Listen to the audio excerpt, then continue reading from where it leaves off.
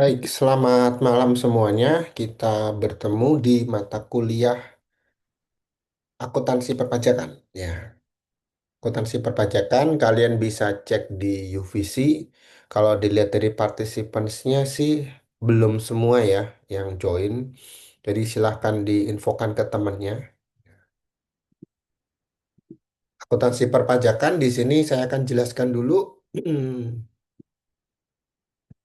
Apa sih isi mata kuliah ini ya? Yang pertama kita akan membahas terkait dengan ketentuan perpajakan di Indonesia dengan basisnya fokus adalah pencatatan akuntansi ya. Jadi kita akan lebih fokus ke pajak penghasilan nanti, kemudian bagaimana kaitannya dengan fungsi-fungsi dasar di pencatatan akuntansi sehingga nanti di dalam akhir perkuliahan atau satu semester ini kita akan mendapatkan pengetahuan terkait dengan bagaimana menghitung kewajiban pajak yang harus dimiliki oleh pribadi maupun badan, termasuk bagaimana menyusun jurnal akuntansi atas transaksi perpajakan. Ya, jurnal akuntansi atas transaksi perpajakan.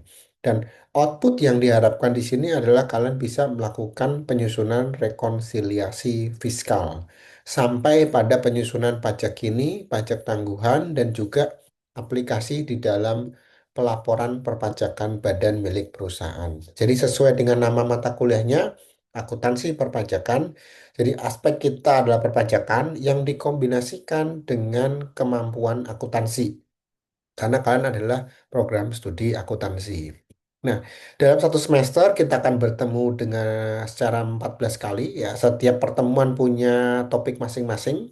Hari ini kita masih yang sederhana yaitu terkait dengan konsep dasar. Minggu depan kita belajar masih di elemen dasar juga yaitu kerangka hukum dan administrasi perpajakannya. Baru dimulai pertemuan ketiga, kita lebih banyak masuk ke aspek teknis ya. Kita mulai dari withholding tax dulu ya, PPh 21, 22, 23, 24 dan 26. Kemudian kita masuk ke PPh badan yaitu konsep cicilan atau angsuran pajak pasal 25 dan juga kurang bayar atau lebih bayar di pasal 28A dan pasal 29. Nanti kita akan jeda dulu, kita tutup dulu dengan UTS. Jadi di UTS itu sudah ada eh, perhitungan teknis terkait PPh 21, 22, 23, 24, 25, 26, 28A dan 29. Nah, setelah UTS kita akan melanjutkan ke aspek yang menjadi insidentil. Contoh misalkan kalau kita bertemu dengan PPh final, contoh UMKM, konstruksi, sewa dan deposito gitu ya. Kemudian start dari pertemuan 9 kita masuk ke koreksi fiskal, koreksi positif dan negatif dan beberapa non-deductible expense maupun yang bukan objek pajak. Kemudian kita susun ulang amortisasi dan penyusutan. Baru kita hitung deferred tax asset dan deferred tax liability dan special topics yaitu di pertemuan 13 itu leasing terkait dengan operating lease maupun financial lease dan efeknya ke pajak tangguhan apa. Dan di pertemuan terakhir sebelum UAS kita bahas mengenai kasus komprehensif dan studi kasus yang besar terkait dengan simulasi tahunan perusahaan atau laporan keuangan perusahaan dan juga berakhir pada rekonsiliasi fiskal.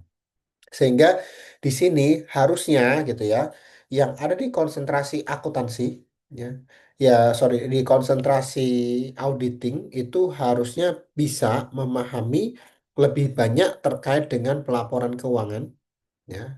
Itu sudah pasti pelaporan keuangan karena di dalam konsentrasi audit kalian mempunyai satu sebuah produksi yaitu laporan opini auditor atau laporan auditor independen.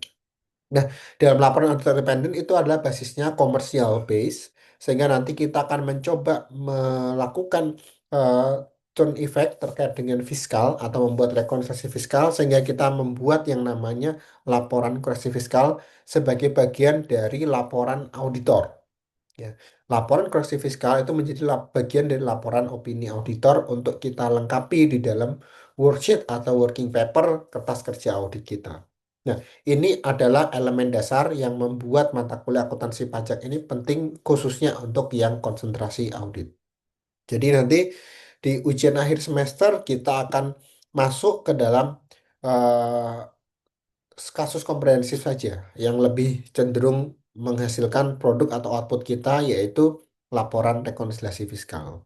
Oke. Untuk penilaiannya kita pakai pakai acuan standar punyanya universitas ya. Kuis satu tugas 30%, UTS 30%, dan UAS 30%. Untuk referensi saya sudah bagi jadi dua. Ada referensi utama yang kalian bisa cari di perpustakaan maupun secara di internet. Buku akuntansi perpajakan, buku Mardiasmo, buku Pak Sukrisno Agus dan Bu Trisnawati. Kemudian bukunya Pak Waluyo ini terkait dengan perpajakan. Tapi yang murni akuntansi perpajakan adalah buku dari Sukrisno Agus dan Estralita Trisnawati. Kemudian di PSAK kita ambil untuk PPH, atau pajak penghasilan ya. Dan juga kita menggunakan beberapa peraturan perundang-undangan, misalnya terkait KUP kita dari 28 tahun 2007, kemudian tarif-tarif PPh dan ketentuan PPh itu dari 36 tahun 2008, kemudian PPN di 42 tahun 2009, dan kita kombinasikan dengan Undang-Undang Pajak terbaru, yaitu HPP, Harmonisasi Peraturan Perpajakan, dari Undang-Undang Nomor 7 tahun 2021, serta beberapa aturan-aturan pelaksanaan ataupun peraturan juknis ya terkait dengan pemotongan, pemungutan maupun teknis dalam pencatatan perpajakan di lapangan yang dikeluarkan oleh Direktorat Jenderal Perpajakan. Ya. Jadi meskipun kalian ada di konsentrasi auditing ya, tidak berarti kalian tidak lepas dari pajak karena bagian dari tax audit itu juga masuk ke dalam komponen itu. Baik, untuk sesi hari ini kita akan belajar dulu mengenai konsep dasarnya. Kemudian nanti akan saya tutup dengan satu tugas. Ya, tugas ini yang akan saya jelaskan di pertemuan berikutnya atau pertemuan lanjutan. Tapi nanti paling tidak kita akan belajar dulu seperti apa yang bisa kita pelajari dari tugas ini. Baik,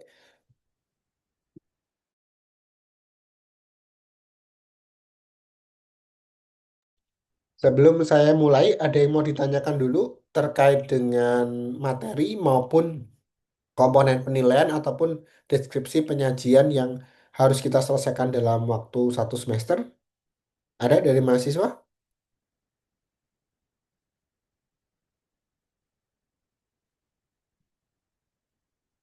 Halo, ada yang mau ditanyakan? Tidak ada, Pak. Oke, tidak ada. Terima kasih Nicholas konfirmasinya. Baik, kalau tidak ada, saya akan berpindah ke materi. Kita akan belajar pengantar akuntansi perpajakan. Bagaimana membedakan laba komersial dan laba fiskal. Jadi di sini sejauh pengamatan saya, anak mahasiswa semester 6 itu sudah bisa membedakan mana laba komersil dan laba fiskal. Tapi apakah sepenuhnya sesuai, tepat atau tidak, itu yang akan kita evaluasi ya. Jadi di sini di pertemuan sesi 1 kita akan belajar konsep dasarnya, hubungan akuntansinya, kemudian perbedaannya dan kita masuk ke dalam sistem self assessment yang dipakai secara umum di dalam Indonesia. Nah, pertanyaan yang memantik pertama kali adalah apa sih yang dimaksud dengan akuntansi perpajakan itu, gitu ya. Akuntansi perpajakan merupakan cabang ilmu yang mengintegrasikan atau menggabungkan prinsip dari akuntansi keuangan yang kalian pelajari dari pengantar, intermediate, lanjutan sampai bahkan mungkin auditing satu ya, dengan ketentuan perpajakan.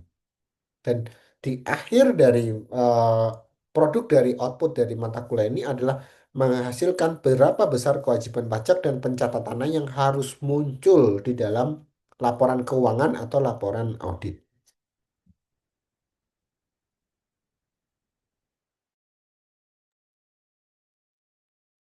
Hmm. Oke, fokus utama kita adalah bagaimana menghitung pajak terutang. Utamanya adalah PPh Badan. Ini tidak hanya sekedar 22% kali berapa laba komersilnya, enggak seperti itu ya. Tapi kita harus mencari berapa laba fiskalnya, kemudian berapa beban-beban yang sudah dikurangkan, dan kemudian baru mencatat berapa pajak terhutangnya. Selain itu, kita juga melihat apakah ada transaksi yang terkait dengan pajak di dalam otoritas sebuah entitas itu sendiri. Bagaimana kita menyusun rekonsiliasi fiskal dan menghitung beban pajak kini serta beban pajak tangguhan. Ya. Beban pajak kini dan beban pajak tangguhan. Nah, bagaimana relasinya antara akuntansi keuangan dengan perpajakan? Ya. Kalau kita belajar akuntansi keuangan, berarti acuan utama kita adalah PSAK. Ya. Yang terbaru berarti PSAK yang sudah melakukan konvergensi. Maka tujuannya adalah menyajikan laporan yang wajar bagi investor. Itu adalah tujuan dari PSAK.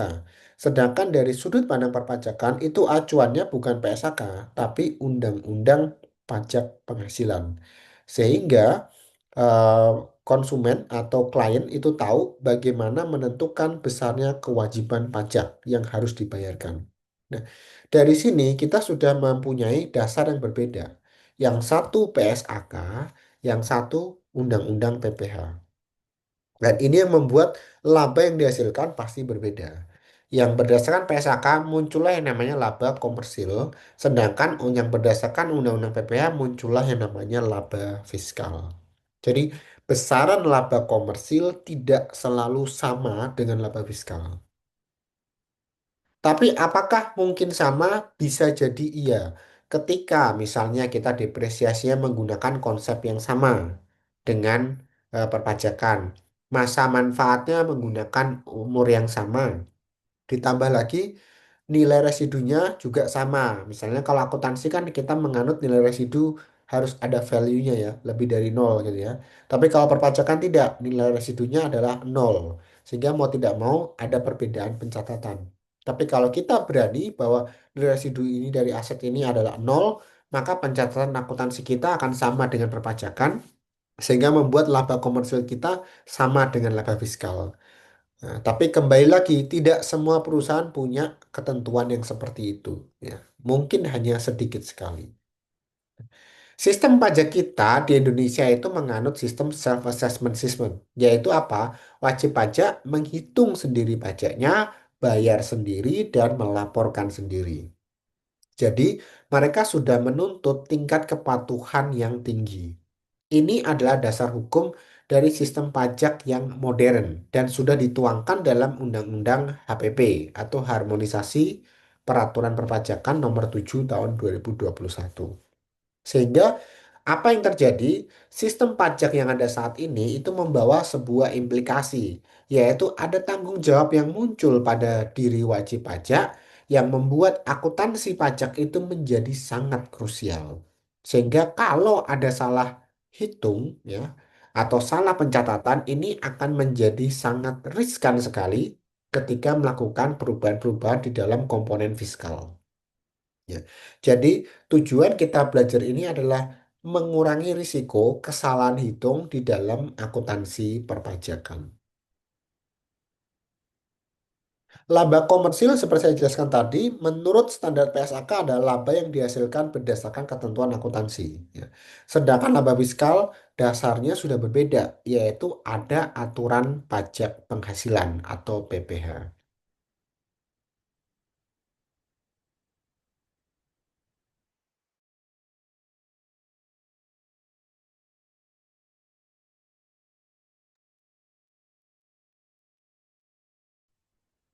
Nah, bedanya laba komersil dan laba fiskal itu terjadi karena ada satu aturan di Undang-Undang Pajak, yaitu ada biaya yang tidak boleh dikurangkan atau non-deductible expense.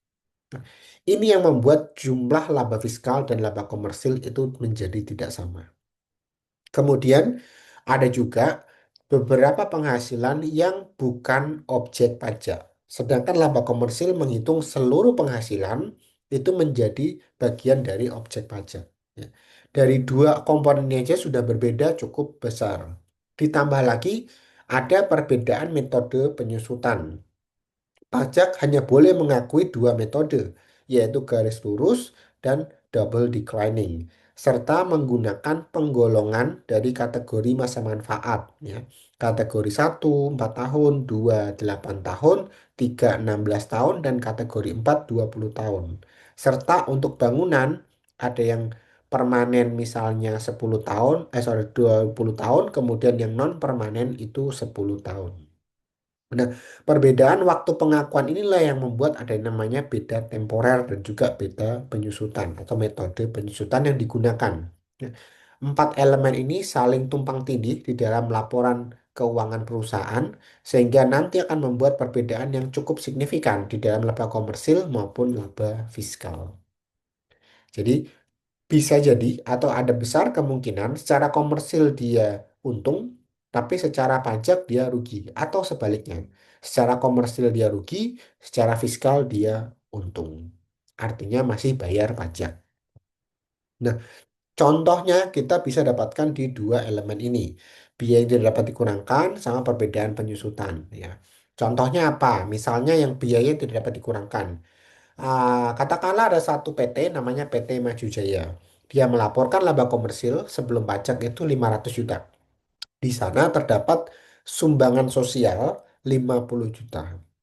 Nah, secara fiskal sumbangan ini boleh sebagai eh, perhitungan, namun kita melihat kalau dia tercatat sebagai sumbangan yang terkait dengan bencana nasional, itu boleh dimasukkan. Tetapi sumbangan yang tidak terkait dengan rilis pemerintah atau bencana nasional itu tidak boleh sebagai pengurang. Jadi secara fiskal, laba dari PT Maju Jaya bukan 500 juta, tapi labanya adalah 550 di mana sumbangan sosial kita kembalikan lagi. Karena itu menjadi bagian dari laba komersil. Ya. Total laba yang dihasilkan menurut laporan komersil adalah 500, laporan fiskal ada 550 juta. Nah, ini yang dinamakan koreksi fiskal positif. Ya. Karena apa? Karena labanya bertambah. Gitu.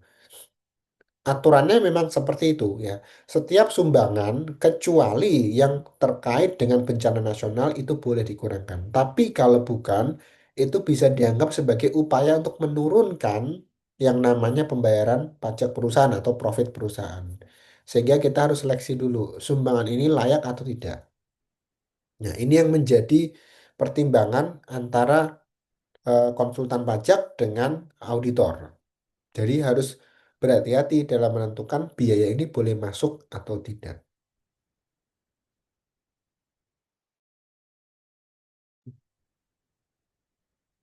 Contoh yang lain adalah perbedaan penyusutan. Misalnya, secara komersil kita mendapat angka penyusutan 100 juta, tapi secara fiskal 150 juta. Contohnya seperti apa sih? Misalnya kita punya sebuah aset, katakanlah nilainya 600 juta. 600 juta dan dia masuk golongan satu misalnya mobil gitu ya, golongan satu 4 juta, 4 tahun, berarti kalau secara pajak dia tinggal 600 juta dibagi 4 jadi satu tahunnya 150 juta sesuai dengan nilai penyusutan fiskal.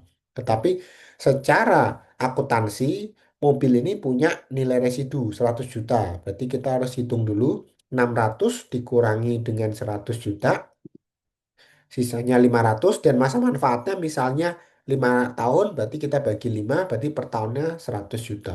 Sehingga secara komersil penyusutannya cuma 100 juta tetapi secara fiskal penyusutannya 150 juta. Jadi di sini ada koreksi fiskal negatif yang tadinya harusnya cuma 100 juta tapi menjadi lebih besar dari 150 juta sehingga laba fiskalnya akan menjadi lebih kecil ya. Karena depresiasi yang boleh diakui menurut pajak adalah 150. Nah, di sini akan menentukan berarti ada 50 juta yang tersimpan yang menjadi keuntungan bagi perusahaan karena perbedaan pencatatan penyusutan ini. Dan mau tidak mau 50 juta ini akan menjadi bagian dari aset pajak tangguhan. Kenapa aset? Karena itu jadi keuntungan buat perusahaan. Tapi kalau penyusutan komersilnya lebih besar, berarti dia akan menjadi beban pajak tangguhan. Itu nanti kita akan pelajari lebih jauh ya di pertemuan 9 dan 10. Tapi dari dua komparasi ini kita bisa menemukan bahwa laba fiskalnya harusnya lebih kecil. Karena beban penyusutannya lebih besar dibandingkan beban penyusutan komersial. Untuk dua contoh ini, ada yang mau ditanyakan atau ada yang belum nangkep dari perbedaan antara dua metode yang saya jelaskan tadi? Yang mau bertanya atau yang mau minta penjelasan boleh langsung raise hand supaya saya tahu. Ada? Boleh Pak, coba jelasin lagi Pak. Gimana, Andronicus? Saya yang perbedaan penyusutan. Ya. Jelasin lagi Pak. Coba. Oke, perbedaan pensutan itu seperti ini. Misalnya kita punya sebuah aset nilainya 600 juta. Secara akuntansi dia punya nilai residu 100 juta dan masa manfaat 5 tahun. Gitu ya. Bentar, saya buatkan di sini nih. Misalkan asetnya nilainya 600 ya. 600. Kemudian dia punya nilai residu 100. Kemudian dia punya masa manfaat 5 tahun. Berarti kalau seperti ini, dia per tahunnya adalah 100 juta depresiasinya selama 5 tahun. Tapi kalau menurut perpajakan, dia masuk golongan satu. Berarti caranya adalah 600 langsung dibagi dengan 4. Karena perpajakan tidak mengenal nilai residu, jadi di sini dikurangi dengan 0. Berarti 600 dibagi 4 nilainya adalah 150. Jadi secara fiskal atau secara pajak itu penyusutannya, beban penyusutan, ini bebannya 150. Ah, Tetapi secara akuntansi bebannya 100. Kalau beban lebih besar, berarti labanya lebih kecil kan. Jadi laba fiskal yang dicatat itu menjadi lebih kecil dibandingkan laba komersil. Karena beban pengurangnya cuma 100 juta, sedangkan menurut pajak beban pengurangnya harusnya 150 juta. oke. Cukup jelas? Lah, lanjut dulu aja Pak. Oke, ada Yang lagi dari yang lain? Ada yang masih belum paham? Oke, saya lanjut ya. Sorry. Nah, konsep kunci yang harus kalian pahami di sini adalah kalian harus kenal dulu sistem pencatatannya seperti apa. Oh, self assessment kalian harus tahu. Kalian lapor sendiri, hitung sendiri, bayar sendiri. Kemudian kalian juga harus paham laba komersil itu dapatnya dari mana sih? Ya. Kalau kalian ngitung laporan keuangan, kemudian ada laba yang muncul di paling bawah, net income, itu adalah laba komersil. Sedangkan kalau kalian melakukan koreksi fiskal, kemudian muncul ada laba fiskal, nah itu di situ poinnya di sini ya, beda ya. Jadi laba komersil tidak sama dengan laba fiskal. Karena laba komersil harus kena dua koreksi. Koreksi fiskal positif jika memang laba fiskalnya lebih besar, menambahkan laba komersil, atau sebaliknya. Jika turun atau mengurangi laba komersil itu namanya koreksi fiskal negatif. Nah, selisih dari laba fiskal dan komersil itu pun dipisahkan jadi dua kelompok. Beda permanen, artinya memang sudah nggak bisa diklaim, itu non-deductible expense, ya. Atau beda temporer karena masalah pencatatan tadi. Beda tahun, beda masa manfaat, beda nilai residu, karena itu hanya sementara. Tapi kalau asetnya sudah masuk masa manfaatnya udah selesai, berarti nilai asetnya itu otomatis sama. Ya. Jadi konsep-konsep ini kalian bisa recall lagi atau ulang lagi di mata kuliah pajak satu atau pajak 2. Semua pasti dapat pernah pernah dapat ini, khususnya di pajak 2 ya. Karena koreksi fiskal itu masuknya di pajak 2. Ya. Tapi nanti kita akan coba juga di mata kuliah ini untuk belajar koreksi fiskal itu seperti apa prakteknya. Gitu ya.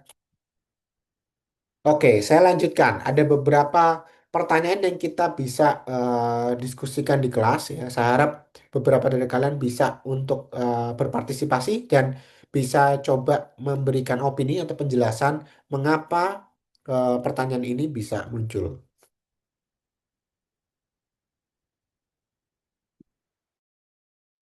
Yang pertama, ada yang tahu atau ada yang bisa berpendapat mengapa pemerintah tidak menggunakan laba komersial saja sebagai dasar pajak? Konsep ini sudah pernah ada di mata kuliah perpajakan. Ada yang bisa menjawab, yang bisa memberikan komentar? Mengapa pemerintah tidak menggunakan laba komersil saja? Harus nyari laba fiskal buat apa sih repot-repot sampai segitu?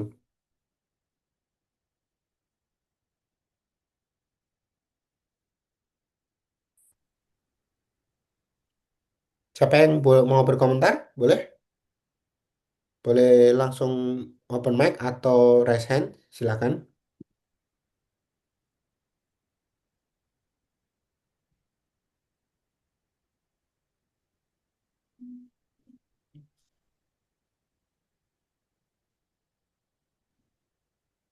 Kenapa pemerintah tidak menggunakan laba komersil saja, tapi harus nyari laba fiskal dulu, baru nanti bisa dihitung beban pajaknya.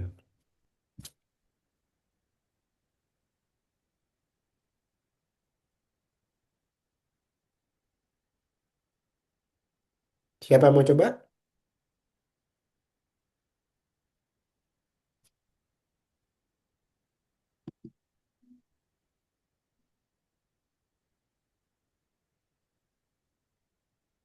Halo,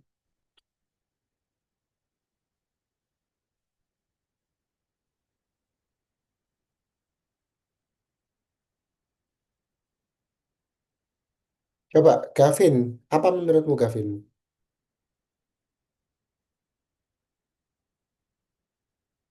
Tes tes.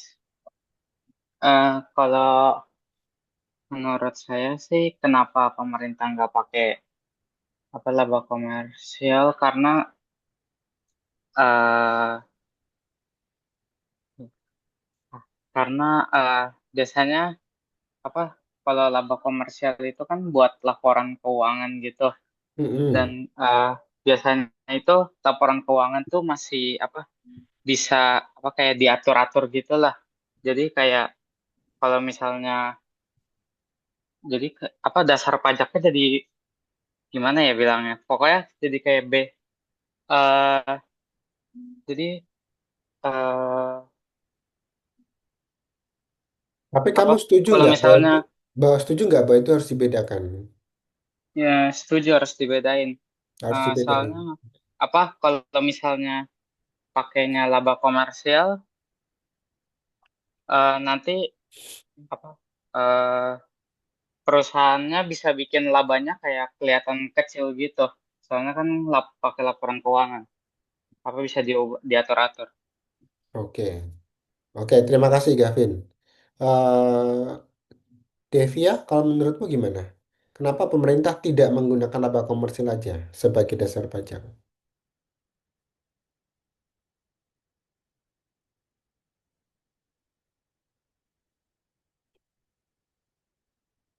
Menurut saya, Hmm. kalau komersial kan sesuai sama kayak laporan keuangan juga, Pak. Jadi Hmm. kayak bisa dilaporin ke eh, investor gitu. Jadi kayak labanya tuh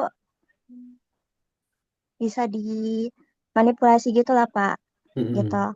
Sedangkan kalau pajak itu kan, sedangkan kalau fiskal,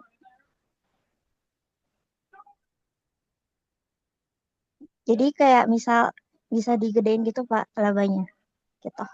Oke, jadi kurang lebih sama seperti Gavin ya. Iya, Gavian. Ada Mm-mm. ada kayak semacam bisa diatur gitu lah ya.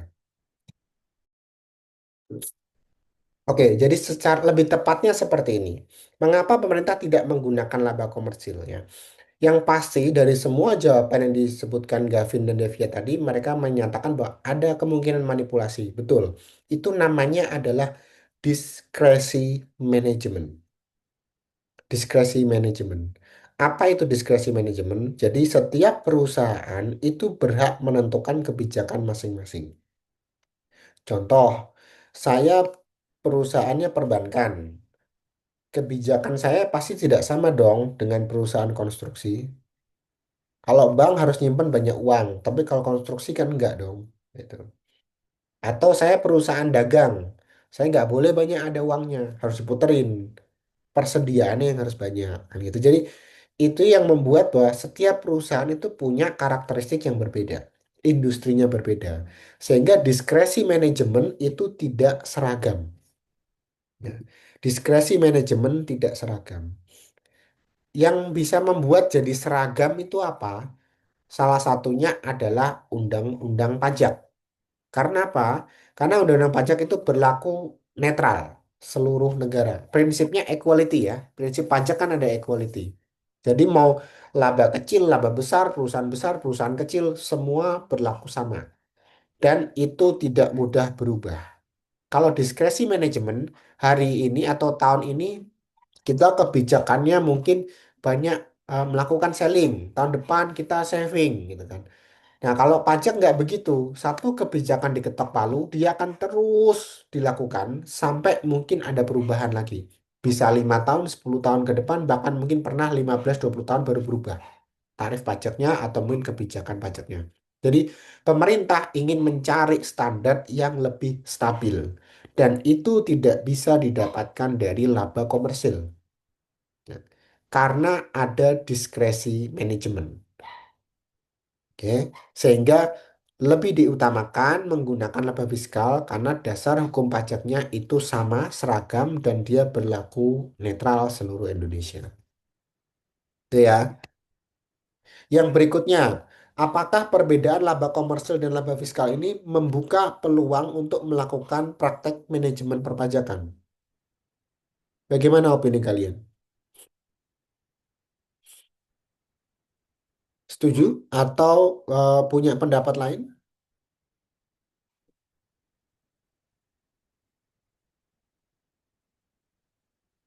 Siapa yang mau jawab? Boleh?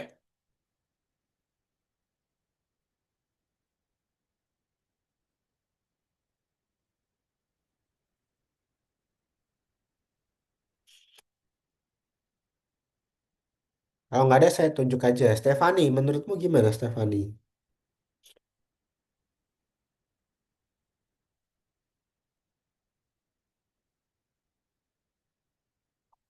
Apakah laba komersil dan fiskal membuka peluang adanya manajemen pajak?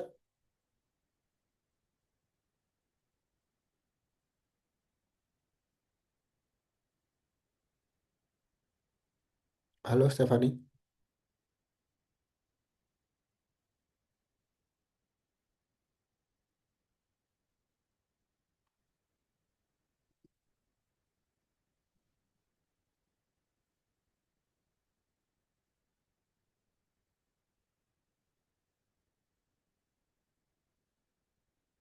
Atau Yorgi, menurutmu gimana, Yorgi? Mungkin nggak ini? Menurut tes suara saya kedengeran nggak ya Pak? Kedengeran, kedengeran. Oke, kalau menurut saya sepertinya mungkin ya. Karena kan karena perbedaan itu jadinya bisa membuka peluang buat manajemen pajak, jadinya bisa lebih ke tax planning dan segala macamnya gitu. Dasarnya apa yang kira-kira bisa kamu lihat, Pak?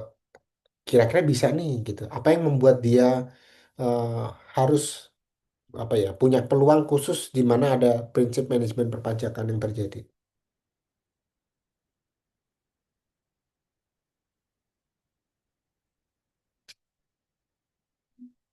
Ah, Gimana Pak? Jujur saya nggak nangkap pertanyaannya. Ya, nangkap ya, oke. Di Iya, mana sorry letak ya Pak. yang membedakan bahwa oh ini harus dirubah nih, bahwa komersial dan fiskal kan beda nih. Kemudian ada celahnya. Nah, celahnya ini yang dipakai oleh para manajemen pajak atau kita sebutnya tax planner gitu ya, perencana pajak untuk membuat selisih ini menjadi make sense gitu. Jadi kalian biasanya lihatnya dari mana? Mulainya dari aturannya masih Pak. Kalau emang Dari misalnya aturannya. aturannya di, Oke. iya, Dari standar ya yang karena berlaku ya. Standar yang berlaku ya ya. betul. Oke. Iya, karena adanya standar yang berlaku itu yang cukup yang berbeda, jadinya kita bisa apa ya, mencoba untuk menekan lagi gitu Pak, pajaknya gitu. Betul. Eh, apa yang dikatakan Yorgi itu sesuai bahwa memang karena ada perbedaan standar tadi, yang satu pakai PSAK, yang satu pakai Undang-Undang Pajak Penghasilan. Ini membuat perbedaan persepsi dan muncullah yang namanya opportunity atau peluang untuk kita melakukan sesuatu yang di luar dari kebijakan selama ini masuk gray area ya.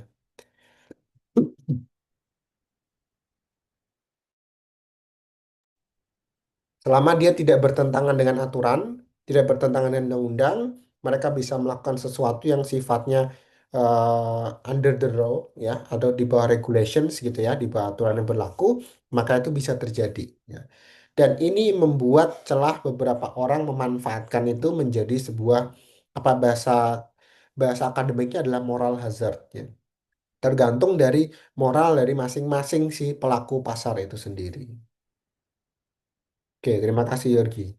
Berikutnya, kalau kita mengenal sistem self-assessment yang sudah berlaku saat ini, baik pribadi maupun badan, apakah menurut kalian ini akan meningkatkan kepatuhan atau justru ada risiko yang muncul yaitu penghindaran pajak? Siapa yang berani beropini? Silakan jelasin pendapat kalian.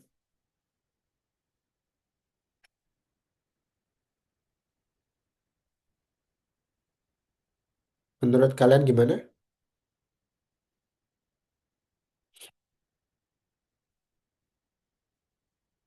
Valeri, menurutmu gimana, Valeri?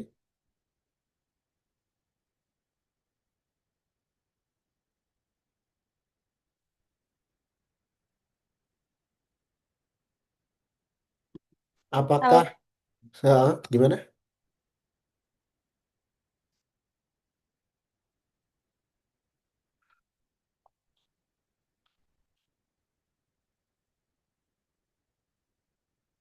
Apakah self-assessment ini membantu kepatuhan atau justru meningkatkan risiko penghindaran pajak? Terdengar gak Pak suara saya? Terdengar, terdengar. Tadi keputus, sekarang terdengar. Oke, oke. Menurut saya sebenarnya ini meningkatkan kepatuhan karena WP-nya jadi punya kesadaran untuk bertanggung jawab atas beban pajaknya sendiri, Pak. Tapi resiko penghindarannya juga ini pasti muncul karena bisa aja dia kayak memberikan asimetri informasinya tuh nggak sesuai dengan kondisi yang sesungguhnya gitu, Pak. Mm-mm. Kondisi yang tidak sesungguhnya itu gimana? Misalkan kayak contohnya kalau kasus-kasus kecil ya Pak, kayak kita Mm-mm. lapor SPT dengan WP pribadi.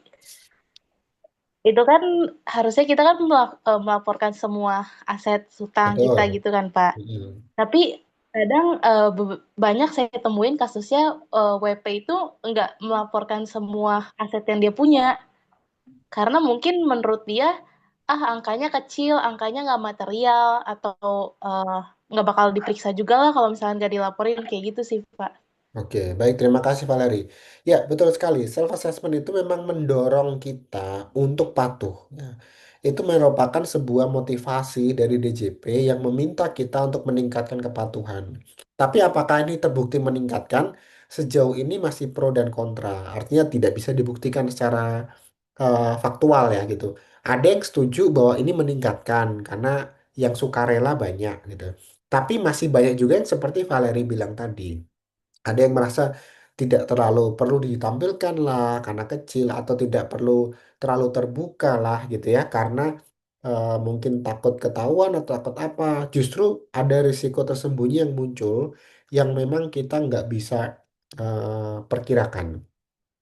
Ini sudah menjadi pertimbangan sih dari DJP bahwa memang self assessment ini cara terbaik saat ini, tapi yang terbaik belum tentu 100% yang benar. Masih ada kekurangan di dalam sistem ini, gitu ya. Kemudian, nah pertanyaan berikutnya, kalau kalian berperan sebagai Chief Financial Officer, ya, manajer keuangan, ya, mana yang lebih Anda prioritaskan? Perusahaan punya laba tinggi atau pajak rendah? Mengapa? Ya, coba saya pengen lihat siapa yang mau berkomentar. Ini kalau kalian tiba-tiba jadi manajer keuangan, kalian mau pilih yang mana?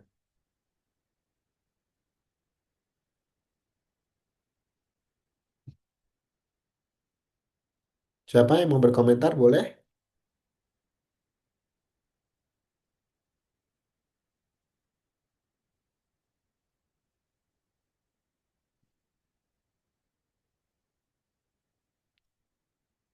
Felicia, kalau kamu jadi CFO, kamu pilih yang mana Felicia? Laba tinggi atau pajak rendah?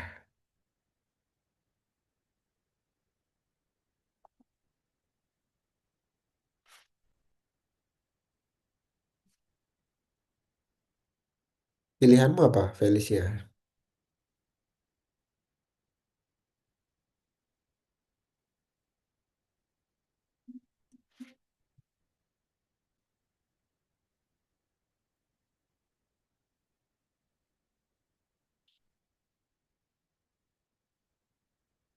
Atau ini, Nanda, Nanda, kamu ini saya jadikan CFO nih, jadi manajer keuangan. Kamu mau pilih mana? Perusahaan punya laba yang besar atau bayar pajaknya rendah? Eh, Kan kamu kayaknya bisa Pak, out of the box saya gitu pemikirannya.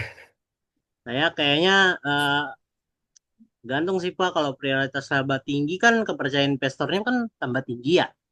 Laba, Terus laba akses tinggi. modal, Oke. terus akses modalnya juga lebih suka apa bank lebih suka minjem duit ke perusahaan. Mm-mm. Kayak tapi kalau yang prioritas pajak rendah tuh apa ya? Kayaknya saya prioritasin pajak yang rendah deh Pak.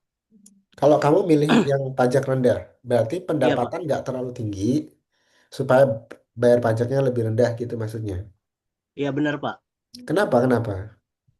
eh kenapa ya? Gimana ya jelasin ya?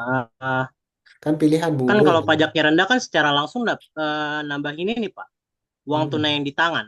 Jadinya prioritasnya sih bisa menga- apa maksimalin laba komersial gitu sih Pak.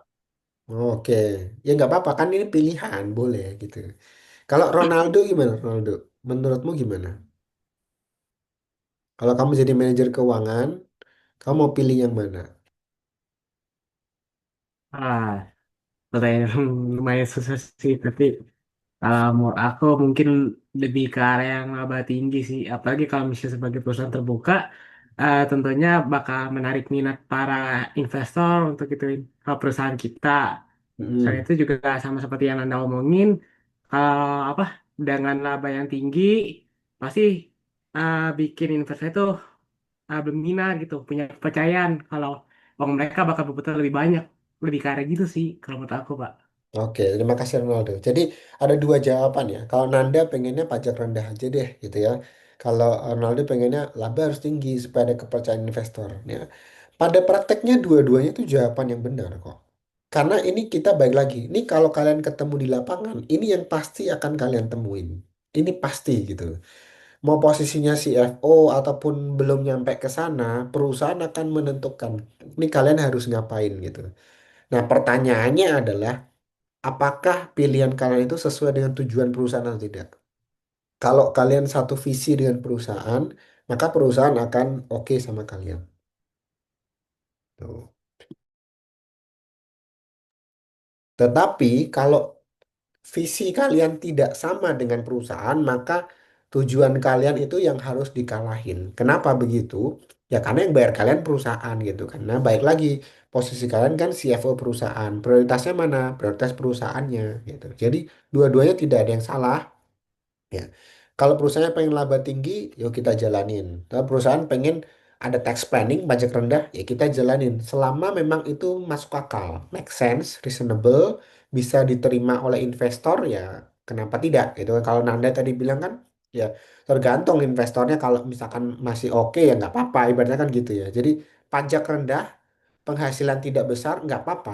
Selama masih diterima oleh si investor. Karena kalau terlalu rendah, investor cabut kan kita juga nggak punya sumber modal.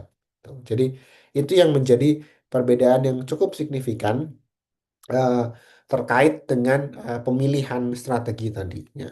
Dan ini pertanyaan terakhir, dari semua perbedaan yang muncul, baik laba,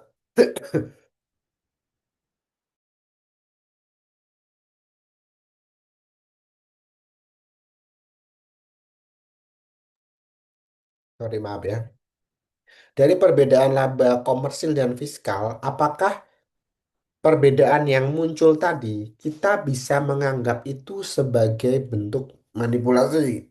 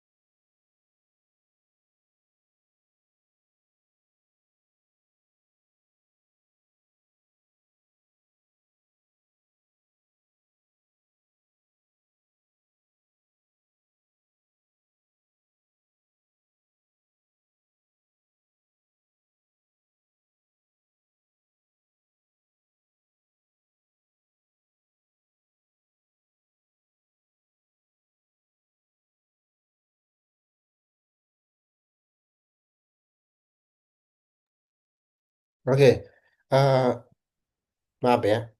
Baik, ini pertanyaan terakhir. Jadi semua perbedaan yang muncul antara laba komersil dan laba fiskal, apakah itu bisa dianggap atau kita anggap sebagai bentuk manipulasi?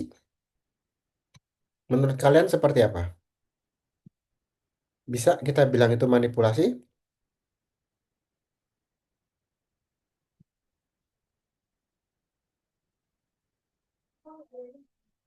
Tri, bagaimana Tri menurutmu? Apakah itu manipulasi atau bukan? Kalau menurut saya sih itu bukan manipulasi sih Pak. Kalau misalnya tapi selama ini masih sesuai aturan gitu yang seperti Bapak bilang tadi, selama itu masih legal ya itu bisa kita manfaatkan sebaik mungkin gitu. Bukan manipulasi kecuali kalau memang dia udah melangkahi aturan, nah baru itu disebut manipulasi. Oke, selama tidak melangkai aturan, itu tidak disebut manipulasi, gitu ya, menurutmu. Oke.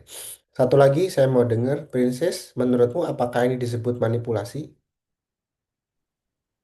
Kalau menurut saya, Pak, enggak sama seperti Adi. Balik lagi ke perusahaannya, gimana cara memanfaatkan perbedaannya. Kalau misalnya mereka tidak melanggar aturan yang ditetapkan, berarti itu bukan. Oke, terima kasih, Princess. Jadi, eh, sama ya, menurut Tri sama menurut Princess sama. Karena pada dasarnya mereka punya dasar hukum yang berbeda. Yang satu PSHK, yang satu Undang-Undang Pajak. Nah, apakah mereka dianggap melakukan kesalahan? Tidak, karena dasarnya tidak sama. Sehingga mereka memanfaatkan celah yang ada itu sebetulnya sebagai opportunity cost kalau dalam sistem perekonomian kita. Dan ini bukan manipulasi, tapi memang celah itu ada, loopholes itu jelas gitu. Dan ini tidak melanggar aturan. Selama seperti Triadi tadi bilang, selama tidak melanggar aturan ini tidak bisa disebut manipulasi. Itu ya. Itu kesimpulan akhir dari yang saya jelaskan bahwa laba fiskal dan komersil itu tidak selalu sama. Tetapi kita tidak bisa bilang bahwa komersil yang bagus atau fiskal yang bagus, tapi dua-duanya punya dasar hukum yang berbeda masing-masing dan mereka bisa saling melengkapi di dalam penyusunan laporan keuangan, khususnya laporan keuangan audit. Nah, itu untuk materi kita hari ini ya, sesi satu. Kita berbicara dulu mengenai pengantar. Nanti minggu depan kita akan ngomongin mengenai dasar hukumnya. Jadi pelan dulu supaya menemukan sensitivitas kalian terhadap materi ini. Saya harap di kedepannya kita bisa mempersiapkan diri lebih baik ya. Nanti materi bisa kalian akses di UVC. Jadi di dalam kelas kita bisa muncul diskusi yang bisa saling eh, menentukan ya untuk jawaban masing-masing. Kan di sini kita dilatih di semester kan kita dilatih untuk kalian mengemukakan pendapat, beropini. Tidak ada jawaban yang salah, tidak ada yang benar. Tapi kalau nggak tepat ya kita akan lurusin gitu. Jadi mulailah untuk berbicara, mulailah untuk beropini ya. Sekalipun itu mungkin kayaknya kurang yakin ya, kita ngomong dulu supaya informasi yang kalian punya itu bisa kita lengkapi. Oke, untuk menutup sesi yang satu ya, saya punya tugas individu ya, nanti bisa diakses di UVC. Isinya seperti ini ya. Saya punya satu data, katakanlah kita namanya PT Sentosa gitu ya. PT Sentosa ini punya laporan laba komersil. Ini sebelum pajak badan ya. Laba komersilnya 800 juta. Nah, di dalam laba komersil ini ada yang namanya biaya representasi 40 juta. Ada denda pajak 10 juta. Oke. Kemudian ada penyusutan secara komersil udah dihitung 120 juta. Tetapi ketika dihitung ulang oleh konsultan pajak, penyusutan fiskalnya 150 juta. Bukan 120 ya, 150 juta. Dan di situ muncul juga namanya penghasilan bunga deposito. 20 juta. Itu di dalam laba komersilnya. Oke. Nah, pertanyaannya apa? Ada 4 yang harus kalian coba selesaikan. Yang pertama, manakah yang termasuk koreksi fiskal positif atau koreksi yang menambahkan jumlah laba fiskalnya? Ya. Artinya apa laba fiskalnya di atas laba komersil. Nah, ini untuk memastikan bahwa kalian memahami konsep koreksi fiskal positif. Dan yang kedua, manakah yang termasuk koreksi fiskal negatif atau yang mengurangi laba fiskal. Oke, satu koreksi fiskal positif, yang kedua koreksi fiskal negatif. Kemudian yang ketiga, setelah tahu koreksi fiskal positif negatif, kan bisa hitung ulang laba komersil ditambah dengan koreksi fiskal positif dikurangi dengan koreksi fiskal negatif akan ketemu laba fiskalnya. Coba kalian hitung, coba kalian aplikasikan berapa laba fiskalnya. Ya. Kemudian nanti baru kalian bikin reason koreksinya seperti apa. Misalkan yang positif itu contohnya apa gitu kan. Kemudian alasannya apa? Oh ini termasuk biaya yang boleh dikurangkan. Ini beda penyusutan atau apa. Ini denda pajak. Ini bunga deposito tidak boleh masuk misalnya. Atau denda pajak tidak boleh masuk dan sebagainya. Tolong berikan alasannya di situ. Ya, jadi semua yang pertanyaan ini juga sudah bisa kalian akses di dalam eh, tugas sesi satu di sini ya. Silahkan nanti kalian boleh kerjakan dulu evaluasi. Saya akan buka tugas ini. Ini sifatnya kalian langsung ketik jawabannya di sini ya, di dalam UVC. Saya kasih waktu sampai maksimal besok malam. 1 hari, sampai maksimal besok malam. Nanti untuk link rekamannya akan saya kirimkan juga supaya kalian bisa belajar ulang atau melihat ulang sejauh mana konsep yang kalian pahami. Kemudian silakan ini dikerjakan dan besok akan di close atau jawabannya akan ditutup besok malam. Jadi pastikan sebelum besok malam kalian sudah menyelesaikan untuk jawaban tugas sesi satu. Tuh, sampai di sini jelas untuk tugasnya, untuk tugas sesi satu, atau ada yang mau ditanyakan dulu?